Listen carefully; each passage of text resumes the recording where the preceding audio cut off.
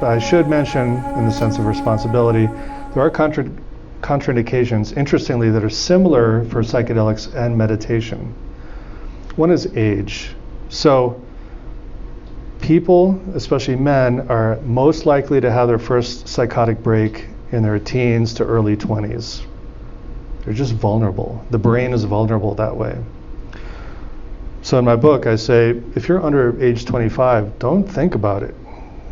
Wait till you're a little older so that your brain is well established, so it's matured enough and it's more resilient against the force of psychedelics.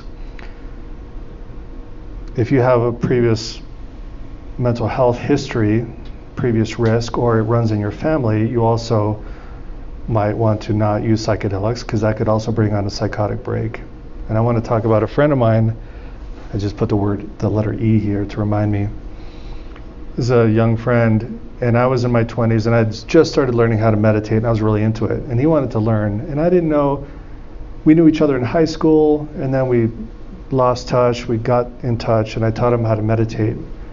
And then I didn't hear from him for a very long time. And when I did hear from him, he told me what happened. After I taught him how to meditate, he really got into it. And then one day he started scrubbing his kitchen floor with a toothbrush for hours until his mom came in to visit him, opened the door and found him there. He had had a psychotic break and had to be taken to a hospital for months. No psychedelics involved, just meditation. Of course, the same thing could happen with psychedelics, but just meditation. So this stuff is powerful. I'm not talking about meditation from a 10-minute app, right? I'm talking about where you sit down in silence and meditate for 45 minutes at least, to an hour or more, or go on retreats. There are risks there. And of course, there are physical risks too. If you're on certain kinds of medication, like SSRIs or others, those are contraindications for psychedelics. But if you're a sensitive sleeper and you have a hard time getting a good night's rest or falling asleep, meditating at night is not something you want to do because it actually increases your vigilance, increases your awareness. So if you meditate at 9 o'clock at night and then you want to fall asleep, it's not going to happen, especially if you've been training for a long time. Your mind is just open and it's shining brightly. So it's hard to fall asleep. But a lot of people aren't told that when they learn how to meditate. So if you have a sleep disorder, this is a contraindication, at least meditating in the afternoon or evening. And also the physical risk of posture, just for meditators. Some people believe you have to sit in a lotus position or cross-legged on the floor to meditate, which isn't true at all. You can meditate in a regular chair, but people will do that to themselves.